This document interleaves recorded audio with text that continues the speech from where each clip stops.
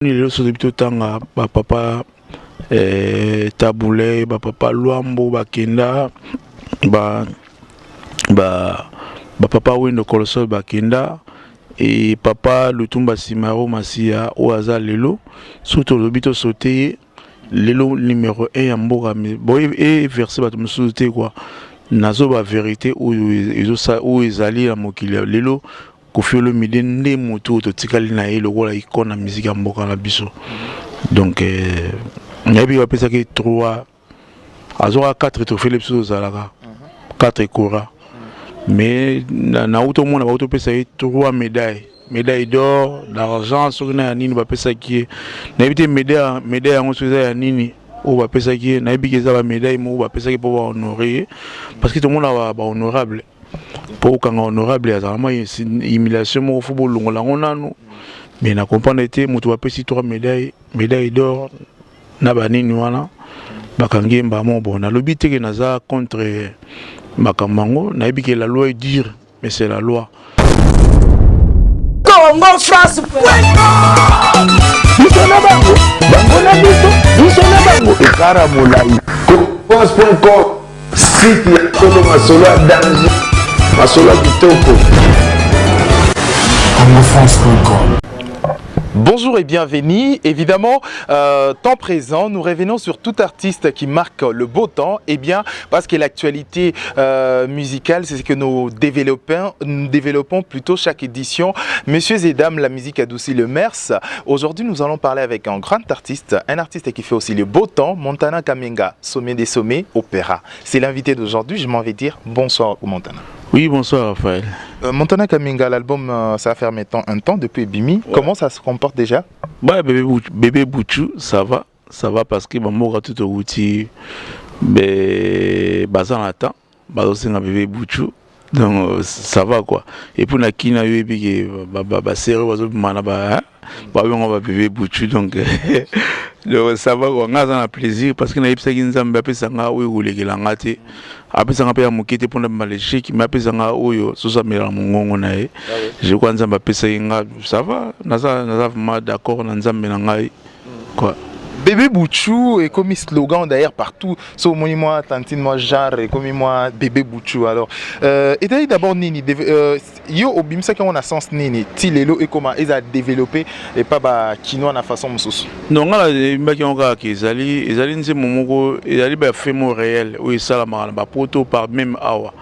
Donc mutu mo azaki na mobile na ibaki mobile abatu et ba ibi mobile na ye quoi. Na mbaki on a sens ma bongo même. Et comme il vient éclaté quoi. Donc on a commencé à ensemble parce que ça va quoi. Ouais. Donc c'est voilà pourquoi tu solo un peu par rapport à l'album Oyo parce que au moins ça fait aussi son temps. Ouais. Et plaire Batumi Soussou. Mais Montana Kamenga, aujourd'hui, résultat de l'album Mario n'est bimé jusqu'à présent. Est-ce que vous êtes au moins satisfait na Oyo au bandé que vous pensez nango? Si na satisfait parce que l'album on a ça qui on a moko et na suka producteur mo razo ki yango comme on espoir pauvre et yem tabimisa ki ya saki balo ya ba nini belé ya elenga lera elenga ou balo nous so elenga parce que na ba presque à la fin donc parce que na ba mboka nous on a beti na teki yango et teka mi bien donc naza satisfait. Oui. Alors, satisfaction on a eu, c'est-à-dire est-ce que tout solo un peu si que tout solo un peu sur l'actualité musicale, hein, ce qui fait que Montana Kamenga va tourner na makamono mususu d'abord. Koffi Olomide vient d'être arrêté pour un fait. En fait, lecture nini au salut sur cette affaire en fait. Ben ça fait mal baïb ça qui papa na yo bakangie. Et je sais pas vraiment pas si mais bon la loi est dure mais c'est la loi donc on a kolobaka ngwana mais ça fait mal aussi parce que moninga na ebi Koffi Olomide azali moto oyo a respecter ba maman après ça ba maman respect bon nazo na yebate bakangi pourquoi bon moni nazala ipete tala kana na matadi na auto sala na auto beta ba conseil kuna et na kuti à faire ngo mais ça fait vraiment mal.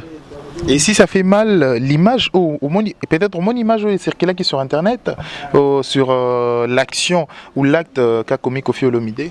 Ben na mona ba interview mais na ebité zaki na baba ba fait na ngaki nini na ebité moni photo ninga to yeba so zaki nini mais naza vraiment na passe na motema naza penda choqué na ndenge na kutiki bakangi papa na ngaza na boloko mais na ebiki nzambe to sambelaka akotika biso te akota mabondeli na biso. Je crois que nous avons biso ngana biso qui a libéré ben c'est ça quoi parce que au film de ça icône na mboka na biso au moni le so bito tanga ba papa Taboulé ba papa Luambo ba Kenda ba papa Wendo Kolosol ba Kenda et papa Lutumba Simaro Masia Oaza lelo surtout le bito sauté lelo numéro 1 ya mboka boy et verser ba musuté quoi nazo ba vérité ou ezali ya mokili lelo Koffi Olomide nde moto to tikali na ye lokola icône na musique ya mboka na biso donc nabi ba pesa ki 3 azora 4 trophées les biso zalaka 4 ekora mais na auto mona ba auto pesa 3 médailles d'or, d'argent, sur na nini ba pesa ki na ebité médaille yango so ya nini o ba pesa ki na ebiki za ba médaille mo ba pesa ki pour honorer parce que tout le monde ba honorable pour kanga honorable ya zama humiliation mo fo bolongola ngonano mais na comprendre été moto ba pesi 3 médailles d'or na ba nini wana bakangi mba mo bon na lobi te que naza contre makamango na ebiki la loi est dure mais c'est la loi. Et ça, ils ont interpellé que mon lilo artiste cause à soutenir nini pour Koffi Olomide ko bakangi bon yo siko donc c'est ça quoi donc on a ko baneti bon bongo yo et tindi biso to na question mon yo pe na kati groupe na yo comment ça gestion aussi ya ba maman ou ba na kati groupe na yo moi acte agression bongo comme là déjà na bakanda na yo ben moninga bazana ba ko na bango peut-être so conseil ça to benga nana matoka zezeze ayi asali mo rekitima ibi to beta ba concert pour na boina ko na likambo wana oyo papa nanga ko inango omoni kande yaka nango mele mu mtazonga na temps total pima ba bola mo ebele Koffi Olomide sala pona mboka na biso to na ebité vraiment artiste ni na Afrique azwa 4 trophées mbala moko azalate lelo ki mboka ni sotu sotu ni Koffi Olomide za ndenge ba Yusundu bazana ba Sénégal ndenge ba Alpha Blondy ba na ba Côte d'Ivoire ndenge Koffi Olomide azana mboka na biso aza icône mboka na biso na yebite so nazolo ba mabe na yebite vraiment so ba mabe ba limbisa ngai moni eza par rapport à notre question mais ils ont ça nga pas si vraiment batala tabula moko oyo monsieur Koffi Olomide asala pona mboka na biso vraiment na ebité ko tchaina boloko eza la solution te batino so amoni ki artiste na biso Koffi Olomide akoti boloko so pe lelo ba libérer aux apé mien ou peut ça peut biso ba o leçon quoi mais ko tika na boloko pendant na yo so ba 18 mois wana vraiment yo arranger biso te Koffi Olomide za mutu o azana public ebele balingaka ye surtout bana basi o ya respectaka o apporta ba on a cœur. Je crois que je ne sais pas la terre. Alors, je pense que Ezali SOS, il y a artiste Montana Kamenga, je rappelle, et il faisait partie du quartier latin, quartier latin international, il faut le dire, hein, il ne faut pas attendre qu'une personne parte pour le baba bien fait. Koffi Olomide, c'est un grand artiste de la République démocratique du Congo. D'ailleurs, reconnaîtra qu'il y a un moro, ce sont des moments de folie, Ezali qui bat heure moro de folie et des ou à côté qui ont maîtrisé en côté. Alors voilà pourquoi aujourd'hui, tu as Montana, c'est autre chose. Montana Kamenga toza na partie na biso moto sur la vérité à biso il y a magazine à biso entre nous soit dit Montana Kamenga na 5e génération aza na place nini ben olimbisa nga penda Raphaël nga na de génération en génération parce que nga na banda obeta na général des fois na ba 91 dans la 91 déjà dans des artistes reconnus les na imbaranzi mona bolingo na linga ye Nabela kana tina e mama ye na lila bolingo ngala mi lila anga mawa Dani Lopez veut dire nzemba Solange ba obaza obi nzembo wana mutu moko alinga ngo makasi. J'en profite à l'occasion parce que je pensais à vous, Matou Idole depuis Suède, il y a maman Déborah Bofando et pourquoi pas à Double J Ndofusu, Jean-Jacques Ndofusu depuis Suède. Et à bato balinga chanson on a mais plus tozongi na question na biso. Ouais. Na 5e génération, tout placé Montana wapi. Te ngas ko naza de génération en génération. Parce que ngana ngana yimbana général de Fao, na yimbana ba Petit Prince, Bengali, na yimbana papa Joe Poster, paix à son âme, na yimbana batuana. Ce que yo tchanga na génération na 5e génération de ngala mo na 5e génération te. Obima qui na quartier latin na 5e génération serait Fali pour non pas. Et après coup tu Fali. Voilà ngala yebana déjà va bango ba yebana. Nazara déjà Montana Kaminga. Bango yebana déjà na danger des morts. Non, et ça maintenant ça que peut moi penser likolo na quartier latin. Non. Ba Fali Poupa, ba Gibson, ba Soleil, ba Lula Moana. Ba Eric Tuti ba Biandonga pe asona on a tout ba famille ba la famille ba tchenga panzi di kolote compétition il y a rosarana te ba ben Real de Madrid compétition il y a Real de Madrid mais ce qu'on a la chance moko na yibana sko avant bango na ba 91 déjà Montana de na biso vocal Solange na yibana déjà wana ba ndeko mususu bazana na ba classe bazola na ba couper na ba classe banini donc na yibana avant bango. Et tu écoutes dans la quartier la tête au sali famille. Ben Fali Poupa c'est un grand artiste Lelo. Mutarbo ya ngwazate. Mutarbo ya Ferrego la Lelo azate.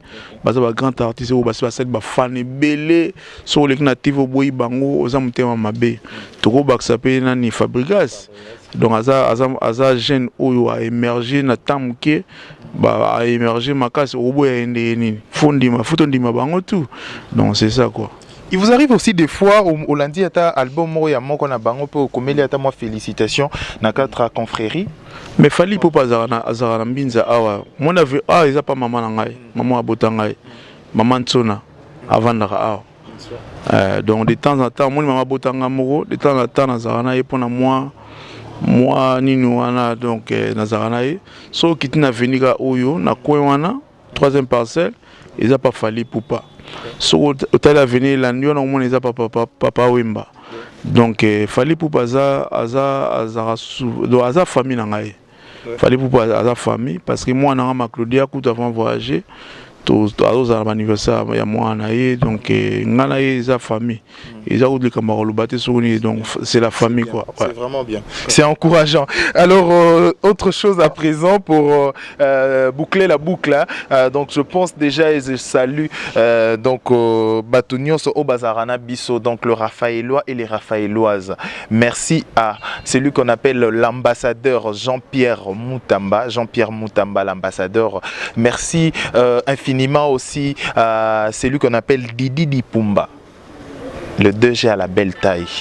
Voilà, Montana Kaminga, tu comme na souka terme ya édition na biso. Quelques actualités à groupe. On va te dire. Donc après Zimbabwe, après Zambie, après Kasumbalesa, après Lubumbashi, après Kulungongo, après Kasangulu, après Matadi au dernièrement Awa. Donc tous en Akin, toujours répété chaque mardi dans la crèche.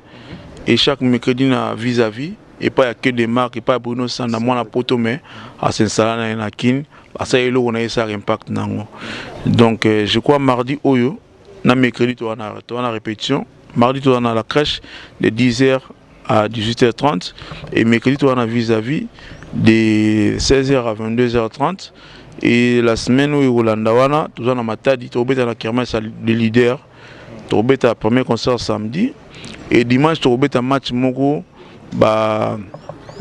changer de monnaie à Matadi et agence Loulou et agence Métropole. Sangana mission il y a orchestre ça fait influence.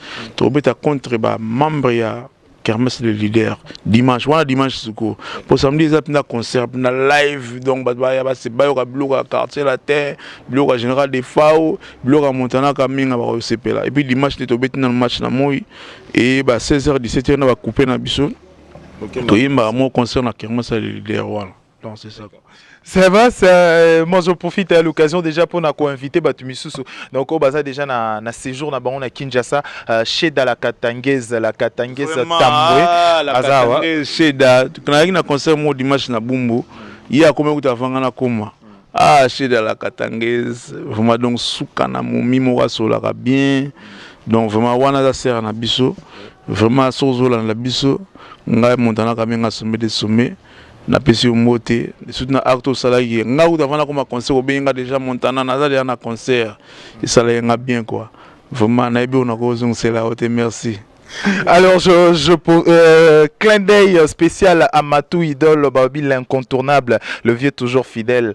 Merci parce que il est à Kinshasa et il fait toujours de bon travail et surtout il grandit avec puissance. Liévin Kassé CCK Lima Mayayama Moto. Bon séjour à Kinshasa. Je pense à Guilain de Valère Kambouzi depuis Suède. Tout comme Nasuka. Ouais. Je pense salutations moi comme il balait à faire à deux personnes qui vont devoir vous suivre. Raphaël na pesi moto na batno ba otala biso na bige poto otala biso potala ka B1 TV la défoité. Donc papa Flair na d'abord na B1 na pesi moto pour ya corona na tout et na pesi moto na oncle na ngai Mandongala na Douve Moweni na Rachidine Tima de Boston na madame Nae na pesi moto na oncle na Maurice Spencer ami mon ami d'enfance Sam Kunku na Angleterre et na Londres wana bate ngambe kande batutu balinga Montana bazana poto na pesi moto et puis ba membre orchestre na tel que Charlie Boukaka le cordon en mouvement Olivier Mbemba Debse Mutombo Chris Le Souké Benji Garé Moisan à France membre mouvement et puis na Goda Kingamu Levis Kingamu donc voilà membre orchestre ou la rotika bango et puis maman nangai bon séjour n'est pas na Kinshasa pour y pas outil na ferme avec na ferme ce qu'on a chez on a parlé chez donc mère nanga voisin ya ambassadeur ya omuli ambassade na face na biso et puis il pas voisin ya vieux beaucoup papa wimba ya fali pupa ba nini na yotala edo na zawa et puis bana salon autour na pesi bino mote parce que la raison c'est que bana nga basalaka bana kasa vous payer sika na kola bani tout ça la banini et puis ba Congo surtout quoi donc ba Congo c'est là veut dire ba congolais quoi de ba Congo donc ba tout na Congo wenga ba Congo na pesi ba mbote. Merci, ça n'est fini pour cette édition messieurs et dames, on se retrouve trop prochainement pour une prochaine édition avec un nouveau artiste évidemment pour parler d'un sujet qui est toujours sensible. Temps présent, la rubrique qui vous présente des artistes avec les sujets à cœur.